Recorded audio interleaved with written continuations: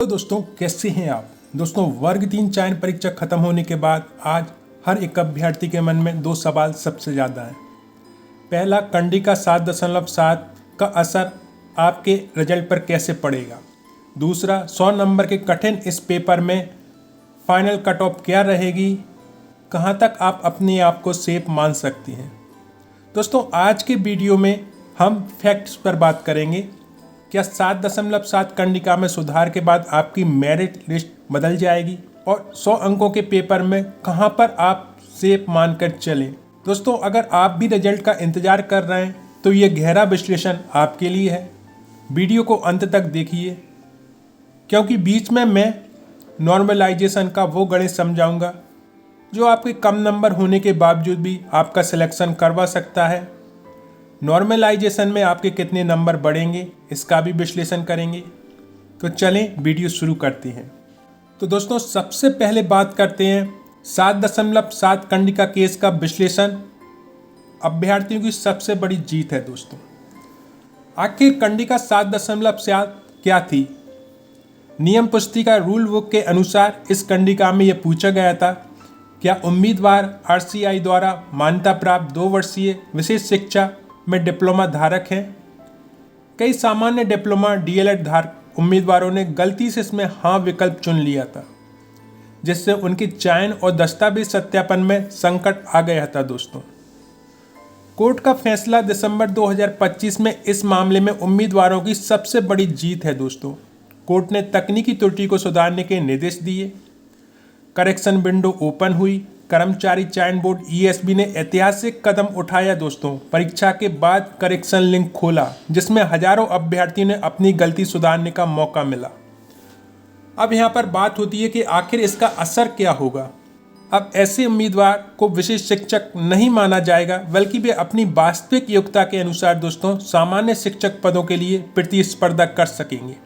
ये भर्ती प्रक्रिया में पारदर्शिता उम्मीदवारों के हितों की सुरक्षा के लिए एक बड़ी जीत है। दोस्तों अब यहाँ पर हम जानेंगे MP वर्ग 3 फाइनल कट ऑफ का विश्लेषण। पहले हम ये जान लें कि कुल पद 2025-26 में सत्र के लिए लगभग 13,089 पदों पर यह भर्ती अधिसूचना जारी की गई थी। दोस्तों पेपर का स्तर 9 अक्टूबर 2025 को आयोजित परीक्षा का स्तर सामान्य से थोड़ा कठिन रहा है। दोस्तों मैं जो पॉइंट बताने जा रहा हूँ उसका असर सीधा आपके कट ऑफ पर पड़ने वाला है। दोस्तों सबसे पहला पॉइंट ध्यान रखें 7.7 कंडिका पर। आपने भी फार्म भरते समय यदि 7.7 कंडिका में गलती की थी तो कोर्ट के आदेश अनुसार फिर से लिंक ओपन हो गई है। दोस्तों आप करेक्शन जरूर करें जिससे कि हजारों युवाओं का भविष्य भी बच गया है। 7 फरवरी 2026 की स्थिति के अनुसार परीक्षा परिणाम और स्कोर कार्ड जल्दी MPESP पर आधिकारिक वेबसाइट पर उपलब्ध होगा। दोस्तों और इसमें आपको बदलाव देखने को मिलेगा। 7.7 की कंडिका में सुधार के बाद कट ऑफ की रेस और भी दिलचस्प हो गई है। दोस्तों क्योंकि अब केवल योग्य उम्मीदवार ही अपनी अपनी श्रेणी में फाइट करेंगे। अब दोस्तों जैसे आप स्वयं जानते हैं जब पेपर कठिन होता है, पूर्णांक कम 100 होते हैं तो हर एक नंबर की कीमत बढ़ जाती है। हर एक नंबर से कट ऑफ ऊपर नीचे जाता है। यहाँ पर 3 फैक्ट आपके काम करेंगे। दोस्तों नेगेटिव मार्किंग का डर नहीं था दोस्तों इस पेपर में, क्योंकि नेगेटिव मार्किंग लागू नहीं थी।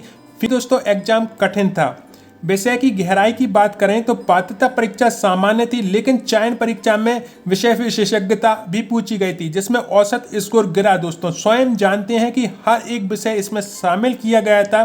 जो आर्ट्स वाले थे उन्हें मैथ और साइंस में प्रॉब्लम आई, जो मैथ वाले थे उन्हें आर्ट्स में प्रॉब्लम आई, जो साइंस वाले थे उन्हें मैथ और आर्ट्स, यानी कहीं ना कहीं वो अटक रहे थे। तो इससे आपके स्कोर पर असर पड़ा और स्कोर जितना जाना चाहिए था उससे कम ही गया।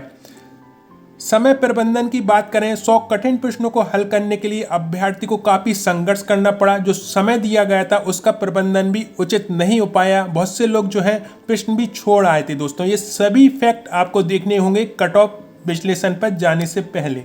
अब हम बात करते हैं आपकी कट ऑफ क्या रह सकती है 100 नंबर के अनुसार, क्योंकि 13,000 से ज़्यादा पदों पर यह भर्ती की जा रही है। दोस्तों यहाँ पर एक फैक्ट और आपके सामने रखता हूँ। जो पद हैं वो आरक्षण के हिसाब से बांटे गए हैं। दोस्तों यहाँ पर आप देखेंगे तो 13,089 पदों के लिए 50% पद अतिथि शिक्षकों के लिए आरक्षित हैं इनमें जो नॉन गेस्ट उम्मीदवार हैं उनके लिए प्रतिस्पर्धा बढ़ेगी।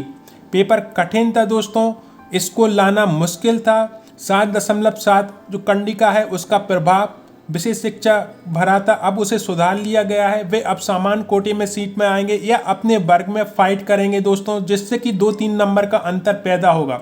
नॉर्मलाइजेशन चूंकि परीक्षा के कई शिफ्ट हुए हैं, इसलिए कठिन शिफ्ट वाले अभ्यर्थियों कम से कम 5 नंबर बढ़ सकते हैं दोस्तों। 5 से लेके 7 नंबर या 8 नंबर तक आपके बढ़ सकते हैं, और जिनकी सरल शिफ्ट रही है उनके नंबर यहाँ पर कम भी हो सकते हैं दोस्तों। अब इस हिसाब से हम बात करें दोस्तों तो जनरल की जो कट ऑफ है वो आप मान के चलें, आप यदि 60 से ऊपर आए हैं आपके नंबर और आप सामान्य वर्ग में हैं तो यहाँ पर आपकी एक उम्मीद बन सकती है दोस्तों। 60 से लेकर 70 के बीच में आपकी उम्मीद बन सकती है दोस्तों।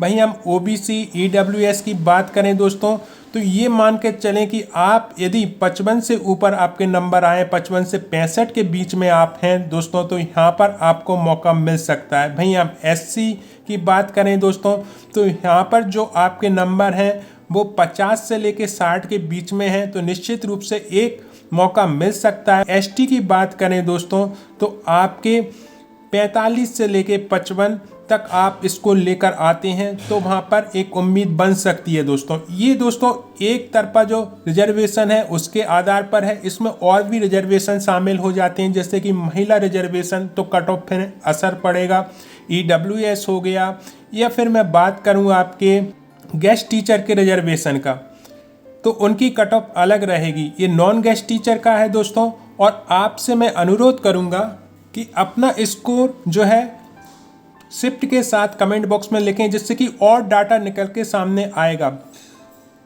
पूरा विश्लेषण देखने के बाद एक बात साफ हो जाती है, भले ही पेपर कठिन है, पूर्णांक 100 थे, कंडिका 7.7 में सुधार भी हुआ है दोस्तों। इसने योग्य उम्मीदवारों के लिए नया रास्ता खोल दिया है। अब मेरा आपसे एक सवाल है, नॉर्मलाइजेशन के पहले आपके जो रॉ मार्क्स कितने बन रहे हैं अपनी कैटेगरी के साथ नीचे कमेंट बॉक्स में ज़रूर बताएं, ताकि एक सटीक डाटा और निकल के सामने आए। अगर आपको लॉजिकल विश्लेषण पसंद आया है दोस्तों तो वीडियो को लाइक करें। मध्य प्रदेश शिक्षक भर्ती की हर छोटी बड़ी अपडेट के लिए अपने इस चैनल को सब्सक्राइब जरूर करें दोस्तों। याद रखिए, संघर्ष अभी जारी है, जीत आपकी ही होगी। तो दोस्तों मिलते हैं अगले वीडियो में। आपके कोई भी सवाल हो कमेंट बॉक्स में ज़रूर लिखें। धन्यवाद।